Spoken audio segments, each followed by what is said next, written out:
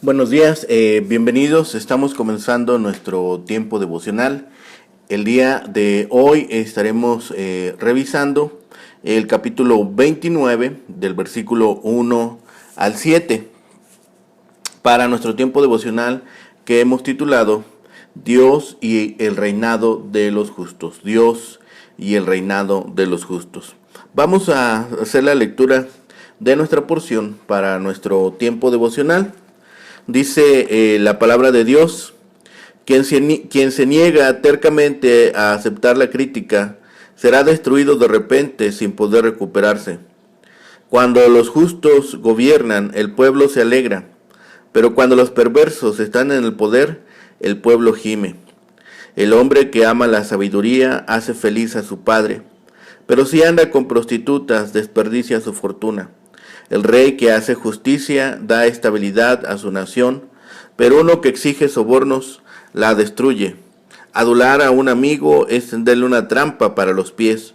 La gente malvada queda atrapada por el pecado, pero los justos escapan con gritos de alegría. Los justos se preocupan por los derechos del pobre, al perverso no le importa en absoluto. Bien, vemos en esta ocasión el rey y el gobierno. ¿Quién puede sanar si Dios hiere? La palabra de Dios advierte a todos que huyan de la ira venidera a la esperanza puesta ante nosotros en Jesucristo. La gente tiene causa para regocijarse o lamentarse según sus gobernantes, sean justos o impíos.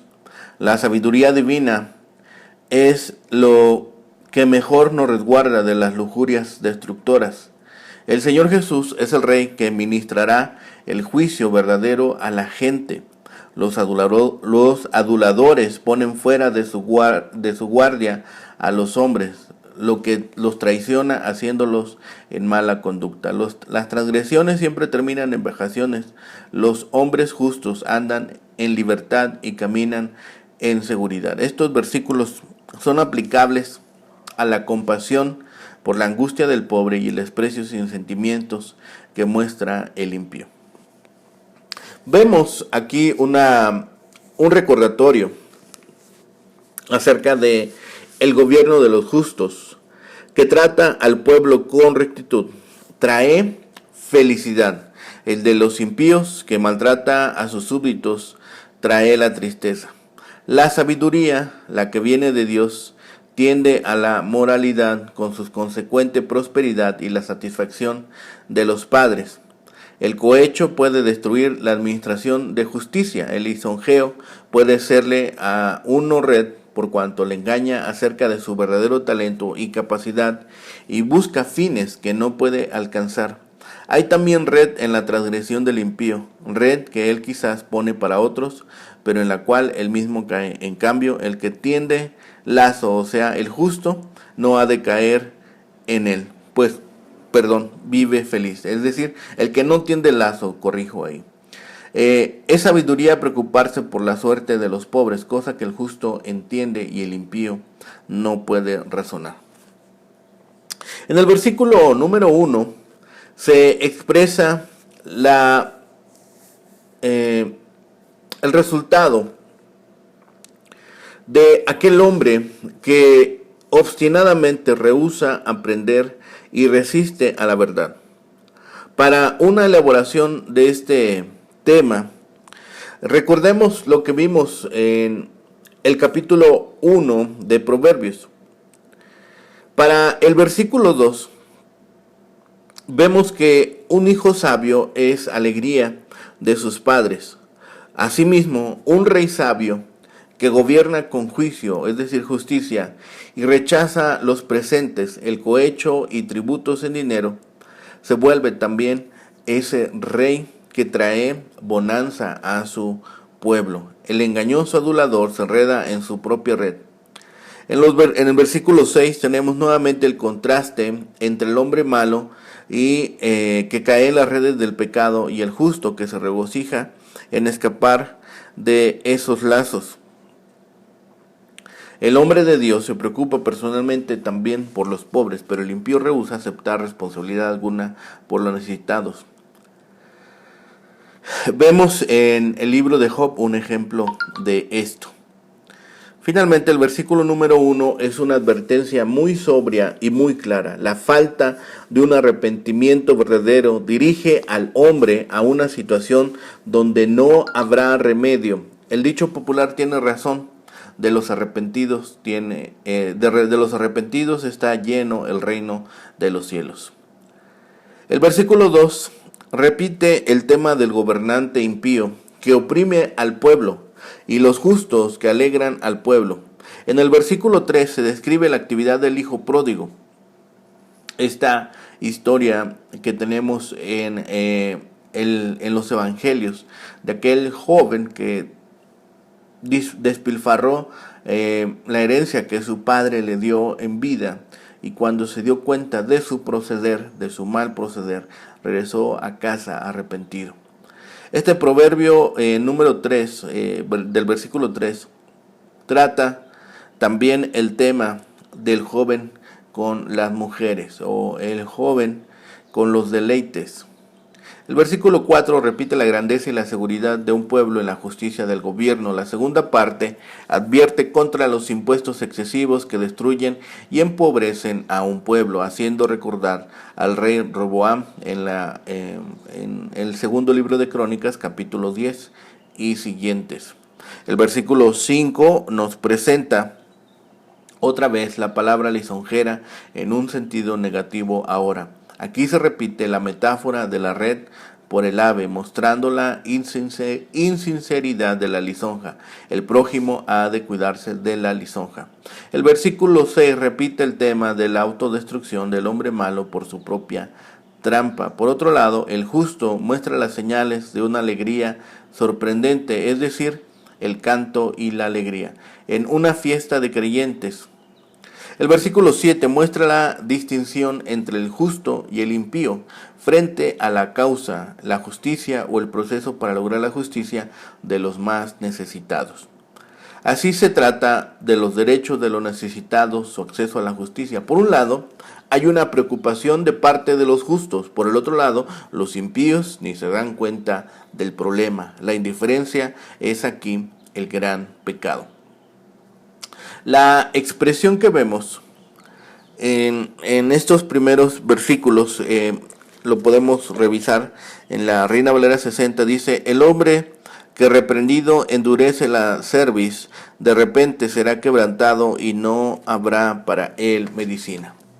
La expresión se vuelve terco, que aparece en la primera línea, se traduce con más propiedad como el que endurece la cerviz en otras versiones. De dura cerviz era la expresión con que el Antiguo Testamento describía gráficamente al pueblo voluntarioso y terco. Durante los 40 años que anduvieron los israelitas en el desierto, con frecuencia Dios y su siervo Moisés emplearon esa expresión para referirse a los israelitas. Por ejemplo, Moisés oró: vaya ahora el Señor en medio de nosotros, porque es un pueblo de dura cerviz y perdona nuestra iniquidad y nuestro pecado. Éxodo 34:9. ¿Qué advertencia la que vemos ahora en este proverbio? La paciencia de Dios se agota cuando el pueblo se rebela continuamente contra su voluntad.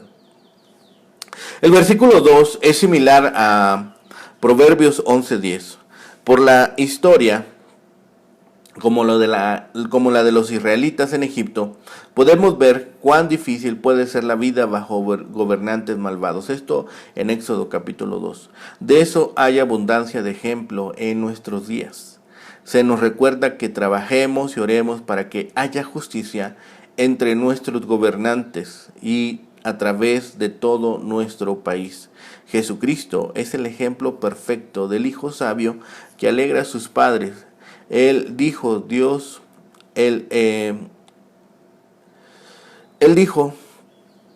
en Mateo 3: este es mi hijo, el amado, en quien tengo complacencia. Como un ejemplo de la línea negativa del proverbio tenemos la parábola de Jesús sobre el hijo pródigo que malgastó sus bienes con prostitutas. Esto en Lucas capítulo 15. Este proverbio les habla por igual a los padres y a los hijos.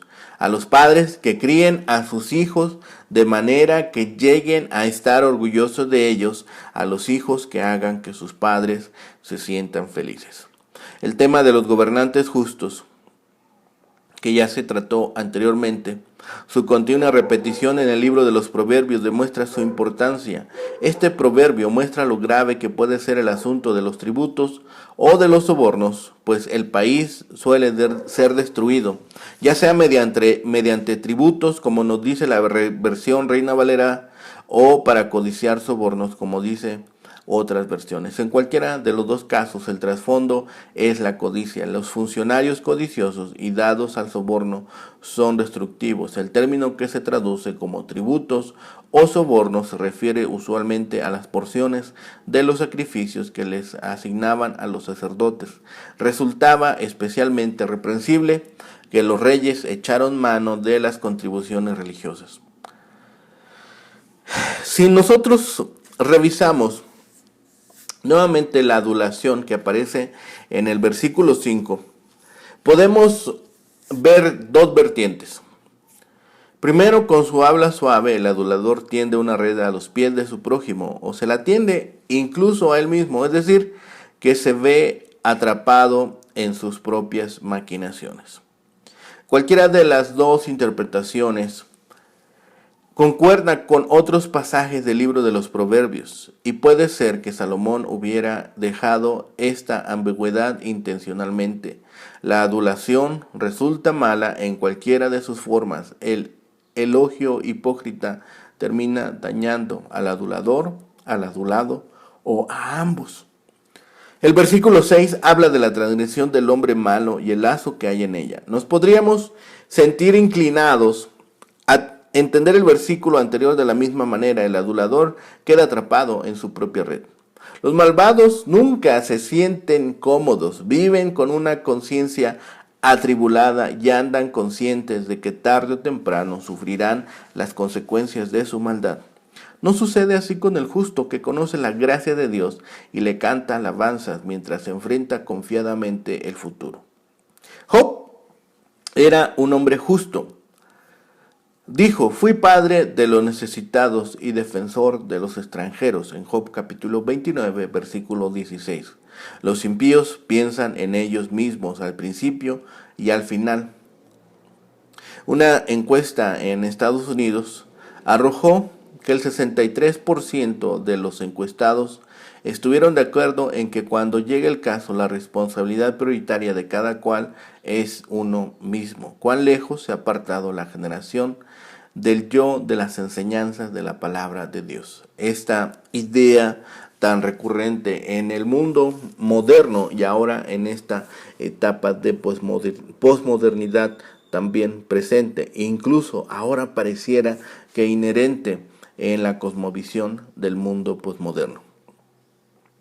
Es muy de lamentar la obstinación de los malvados.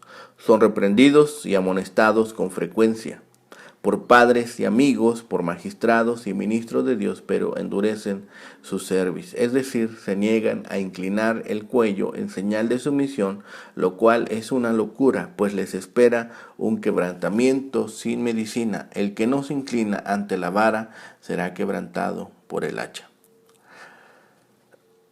Para el versículo 3 podemos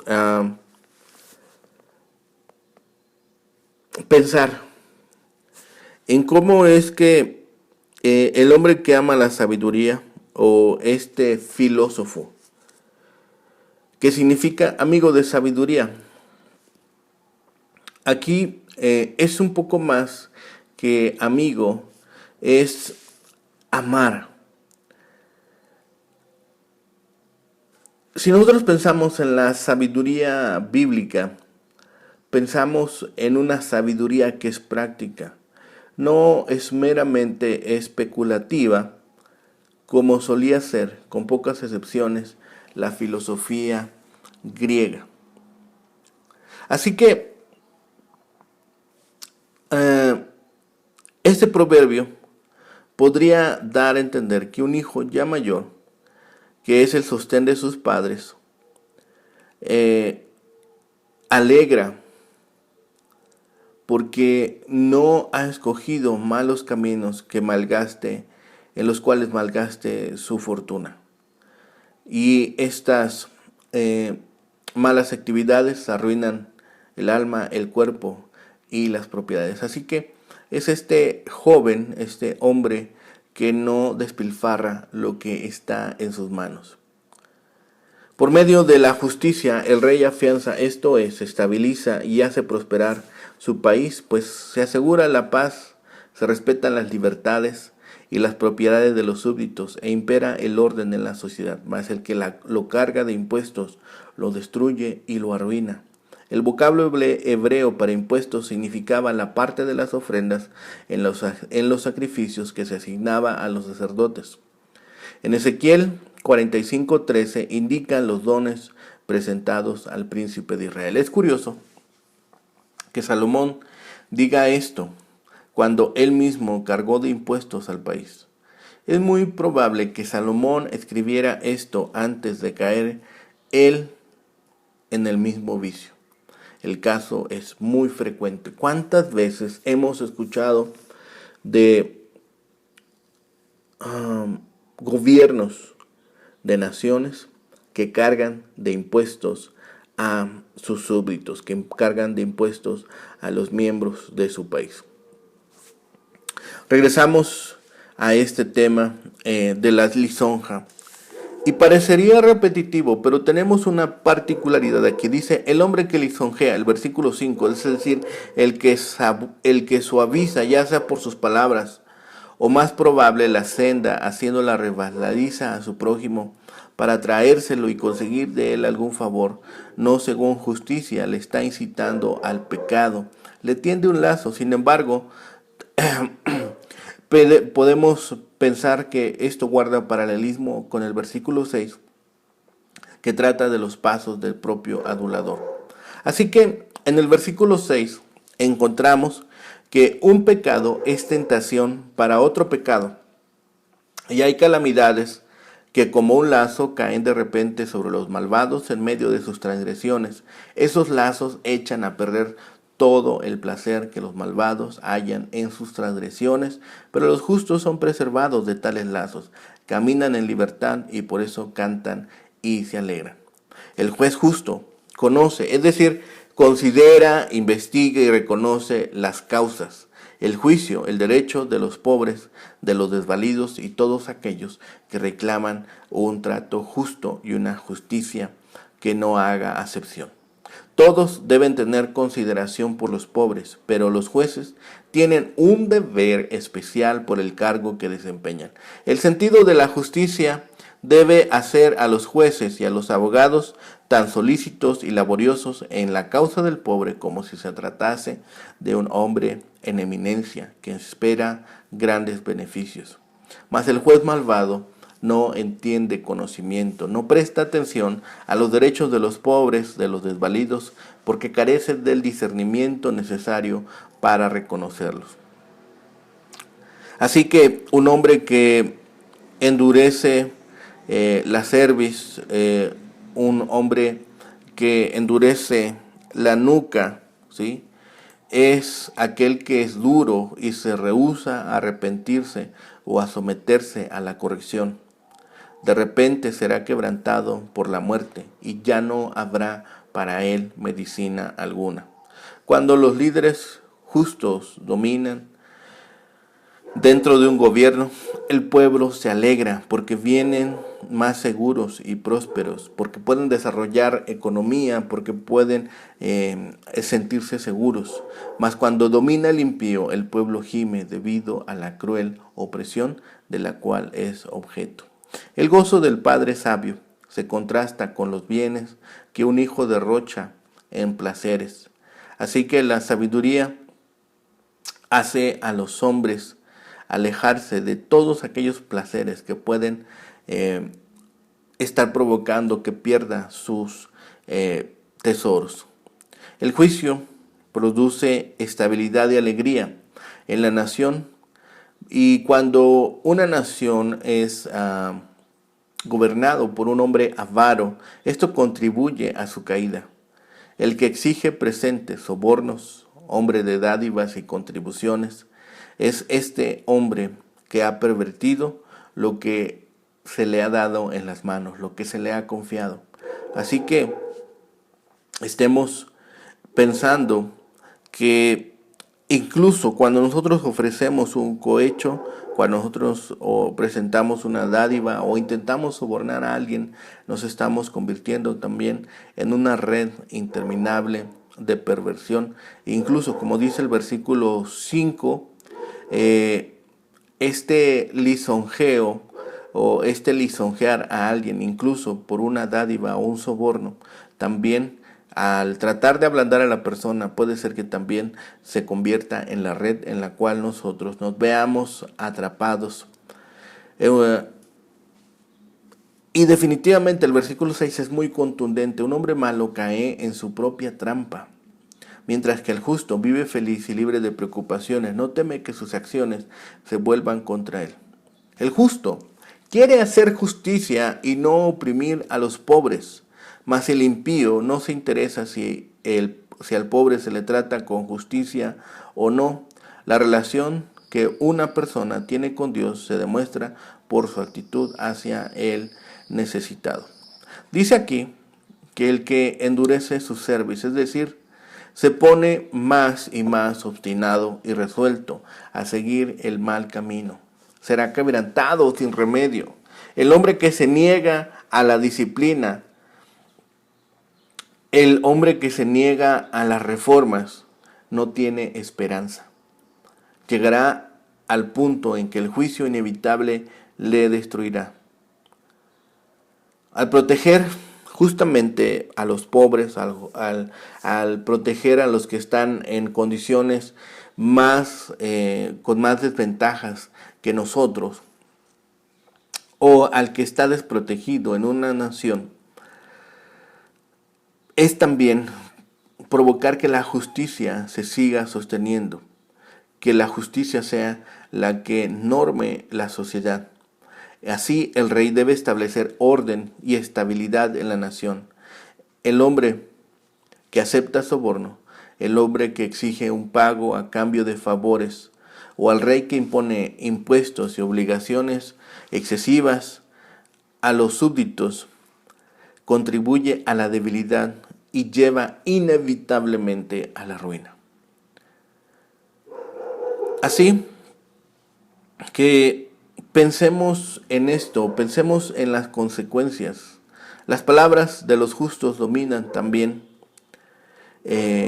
o los justos son grandes cuando están en autoridad y tratan justamente al pueblo. Responderá siempre el pueblo a su gobierno de una buena forma. Cuando la justicia no se norma por estos presentes, por estos cohechos, por estos sobornos, provocará que aquel sea un buen gobierno. La red que se tiende, la mentira, es una trampa para el mentiroso. Más aún, el malo queda atrapado en sus propias acciones. El mentiroso y el impío se ponen en contraste con el justo que corre feliz porque es inocente y no hay maldad en él. Cometer un error una y otra vez es una invitación al desastre. Algún día las personas tendrán que enfrentar las consecuencias de su rechazo a aprender. Si su error es rechazar las invitaciones de Dios o sus mandamientos, las consecuencias serán especialmente serias. Al final, quizás Dios los deseche. Asegurémonos de no ser hombres tercos y obstinados que no estamos dispuestos a escuchar reprensión. El que continúa en su pecado a pesar de repetidas advertencias, de repente será quebrantado y no habrá esperanza de más oportunidades. O tal vez no sea tan de repente, sino que está tan obstinado, está tan absorto en sus actividades, que no se dará cuenta cuando venga sobre él el juicio, que no podrá discernir los tiempos en los cuales está viviendo. Pensemos en lo que sucedió en el diluvio. Los que vivieron antes del diluvio rehusaron escuchar a Noé, y cuando el diluvio llegó, fueron destruidos. Así que pensemos en esto. Pensemos en que muchas veces las advertencias de Dios están a la vista y nosotros no estamos dispuestos a atender a la voz de Dios. Muchas veces también los gobernantes rechazan las recomendaciones que hace la Biblia acerca de un buen gobierno. Y esto provoca que el pueblo sufra, que el pueblo esté adoleciendo por este gobernante. Así que oremos también por nuestros gobernantes para que escuchen la sabiduría de Dios, para que tengan una vida llena y plena de la palabra, que cause gozo a su familia, a los que están alrededor de ellos, pero también a los que están gobernados. Así que el rey que conduce a su pueblo con justicia es aquel rey que ensalza a su pueblo y que lleva a buen término su gobierno. Finalmente, el gobierno que es malo, el gobierno que pervierte lo que se le ha dado en las manos, también cae presa de su propia transgresión. El gobierno justo está alegre porque no tiene temor de las consecuencias de sus actos. Canta y se alegra. Pero el gobierno que ha sido malvado tiembla cuando el poder ya no está en sus manos. Interesémonos también en la causa de los demás, en la causa de la justicia. Los impíos no tienen interés ninguno en mostrar preocupación por aquellos asuntos que son importantes. Así que estemos atentos a la voz de Dios, estemos observando nuestro caminar y nuestro comportamiento, porque esto nos va a prevenir de muchos males. El descuido voluntario de la justicia ocasiona también la opresión. Elijamos también de forma adecuada a los gobernantes que estarán en eminencia. Oremos a Dios para que nos permita saber a quién ha decidido Él poner en el gobierno. Y estemos orando constantemente por ellos para que su desempeño sea adecuado. Porque de ello depende que si atienden a la justicia, el pueblo será administrado adecuadamente. Pero si decidimos por un mal gobernante, esto también traerá consecuencias sobre nosotros, sobre nuestra nación, sobre nuestro pueblo y tendrá repercusiones sobre todos aquellos que están bajo su mando. Oremos por nuestros gobernantes. Bendito Padre y Señor, gracias te damos en este día, Señor, que nos has permitido reunirnos en torno a tu santo nombre. Y Señor, gracias porque en todo tiempo eres bueno y tu misericordia, Señor, es evidente a nuestra vista. Señor, gracias por tu palabra, Señor, gracias porque podemos tomar de ella alimento y sobre todo, Señor, porque siempre provees de lo necesario. Hoy te pedimos por nuestra nación, Señor, por México, que está en proceso de elegir, Señor, gobernantes para que tú dispongas de lo necesario y pueda llevarse adelante esta actividad que nuestro país, como libre y soberano, ejerce, Señor. Danos discernimiento y entendimiento a cada uno de nosotros para elegir sabiamente al gobernante, Señor, que tú ya has dispuesto. Señor, te pedimos por cada hombre en eminencia que será elegido en estas elecciones, Señor, para que tú lo guíes, proveas de a alguien, Señor, que esté compartiendo de él, de la palabra, o que en él mismo exista esa necesidad, esa hambre, Señor, de buscar de ti. Te pedimos, Señor, asimismo, por los hombres que están sufriendo de alguna tribulación, de alguna enfermedad, Señor, que se encuentren, Señor, en tu persona, Señor, esa paz, esa confianza, Señor, de que todas las cosas están en tus manos, Señor. Lo rogamos, asimismo, como también rogamos por este tiempo, Señor, por aquellos que están injustamente en cárceles, en alguna detenidos, Señor, en alguna dependencia, Señor, y que por alguna mala administración, Señor, o por una mala integración de sus expedientes están injustamente retenidos. Señor, te pedimos para que también lleves justicia a ellos, Señor, para que ellos también puedan observar tu mano actuando en asuntos, Señor, del mundo, así como lo haces en todas las áreas. También te pedimos que intervengas, Señor, en los asuntos que corresponden a la justicia. Padre bendito, dejamos todo en tus manos y todo lo rogamos en el bendito nombre de Cristo, Señor y Salvador nuestro. Amén. Que tengan un excelente día, que el Señor les bendiga.